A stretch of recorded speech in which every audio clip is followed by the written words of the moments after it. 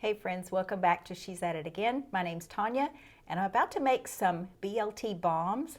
And if you've never seen them, if you've never had them, I want you to take a look at these. If you love bacon, Zoe, get back in there. Zoe. Bad girl. If you love BLTs as much as I do, really anything with bacon, you are going to be interested in this. Now, it's summertime right now, but I only got one tomato. It's maybe that big. It's really small, but I happened to go to our Good Measure market yesterday and they had some, we'll say teenage size tomatoes in their produce selection, and they were organic, so I thought I'd get these and make these. But normally these take larger cherry tomatoes and they look like little appetizers, but they're so good.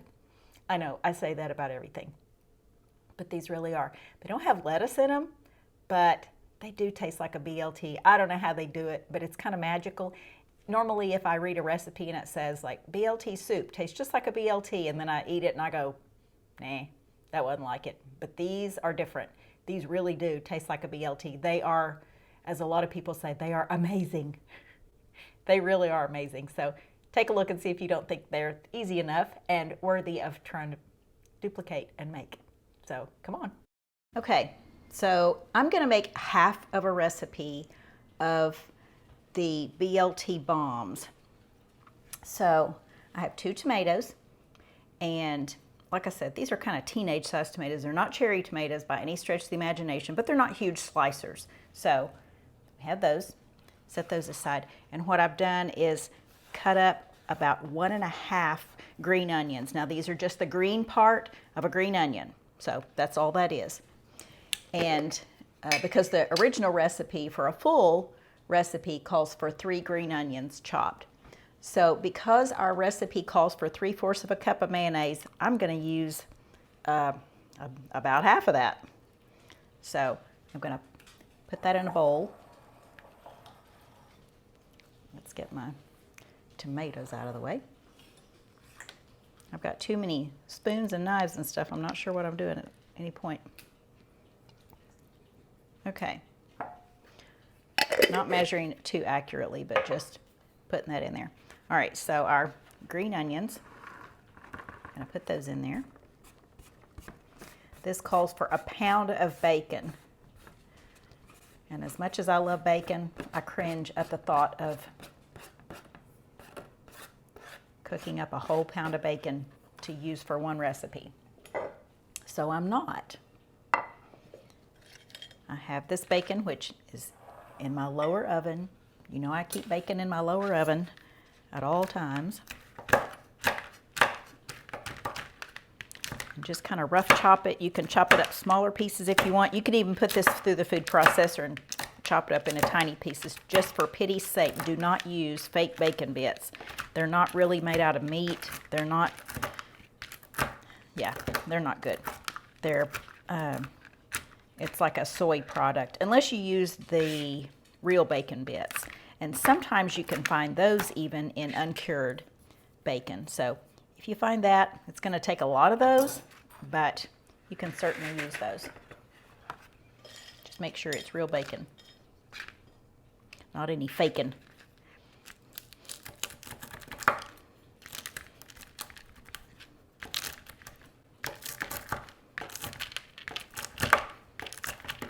This is going to take the place of our salad tonight at dinner. We're having some leftovers, and I've got a main course and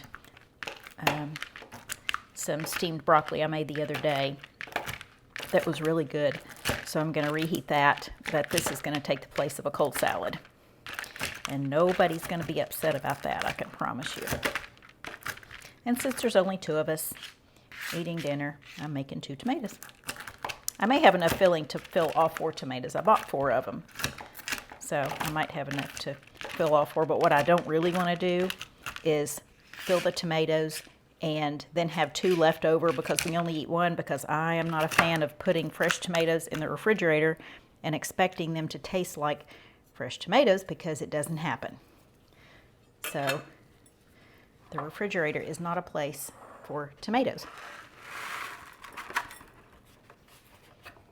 So what I'll do is I'll make up the filling. I'll fill the 2 tomatoes, and then I'll have filling to fill 2 more tomatoes, maybe tomorrow.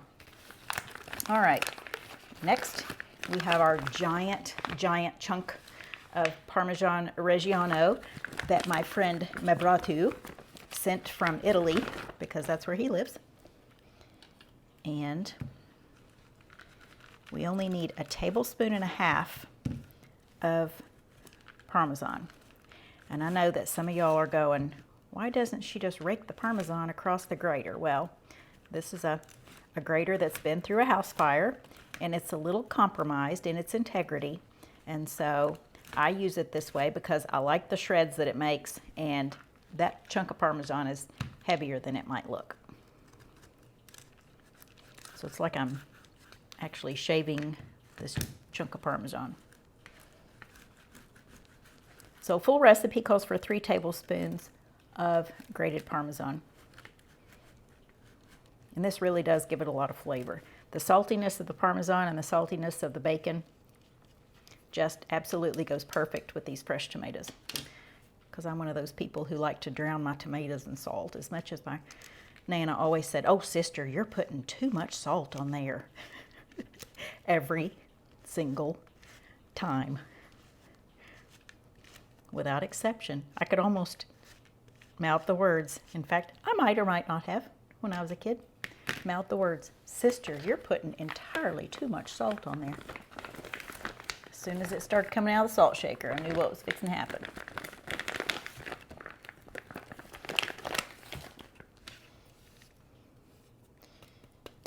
All right, got that in there. Pour our Parmesan.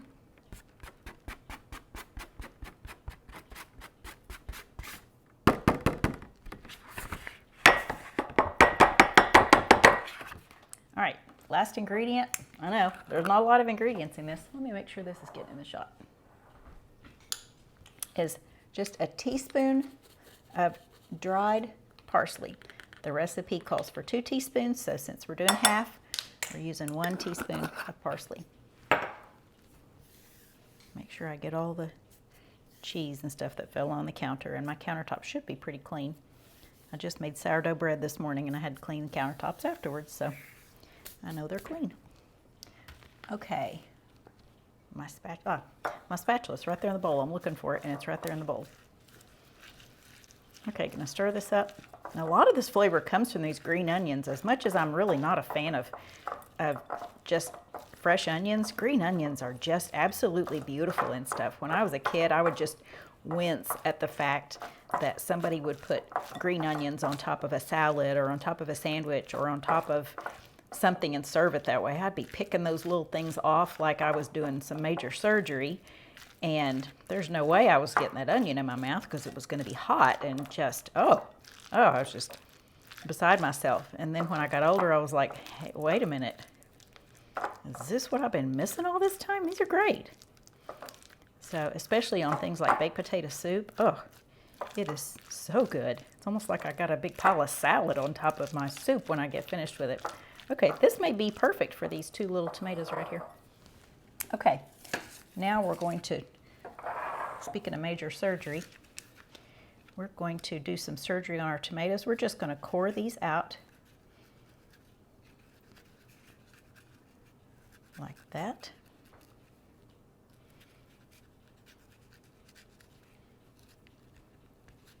Now, when you do these with the cherry tomatoes, in all honesty, it's good because you have a little bit of tomato and you have a lot of filling. But when you do these big tomatoes like that, it's really going to be not the perfect balance of how you want it, but nonetheless, that's what we have and that's what we're going to use.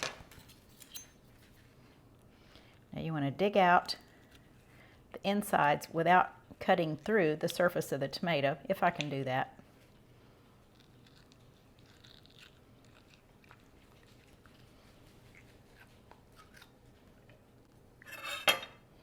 I'm just using a strawberry huller as a tool for that.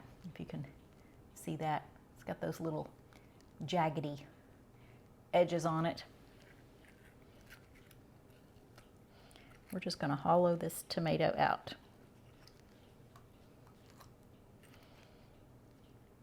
Now doing 400 of these as appetizers for a dinner party or a wedding reception, something like that, is not my idea of a good, fun catering thing.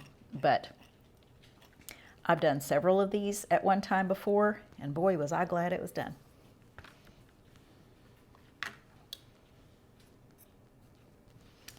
All right, we have that one hollowed out. We're going to do tomato number 2 here.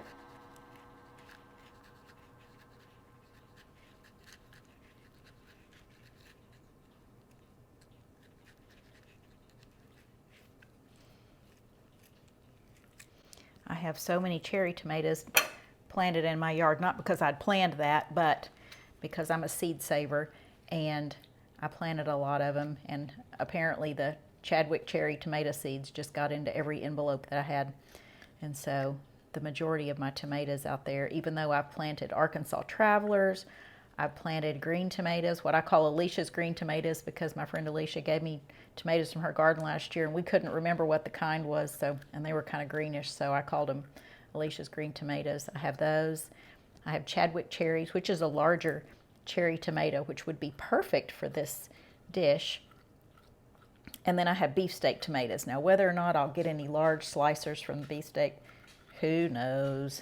It's always an experiment when I garden, because I have a tiny yard. Okay, let me clean my hands real quick. All right, I'm going to set this aside. We'll get a container to put those in.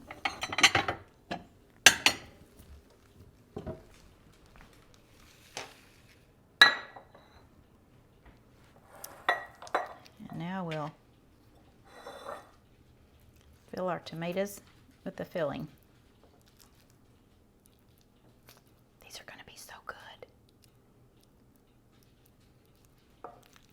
You could always, if you want to make them look really pretty, you could always sprinkle some fresh Parmesan on the top, make it look kind of snowy and fluffy and whatever other adjective you want to use for a tomato with Parmesan cheese on the top of it.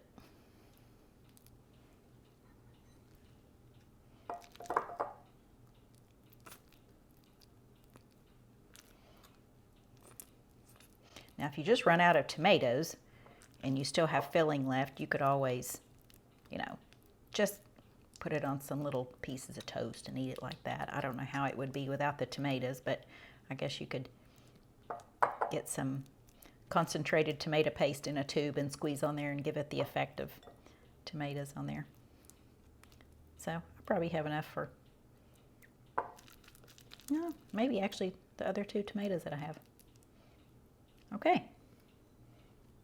I'll put that in the fridge and save it for later. And this is what our tomato bombs look like. I'm going to show this from the side so you can get a good look at it. This is what our tomato bombs look like. Nice, huh? All right, thanks for watching, guys. Hope you give these a try. Enjoy the summer. Stay cool out there. It's brutal. See ya. One more thing. I always think of something after I turn the camera off. I save this sticker when I wash the tomatoes, just to let you know, this is how you determine if something is organic. See the number on there above the word Mexico?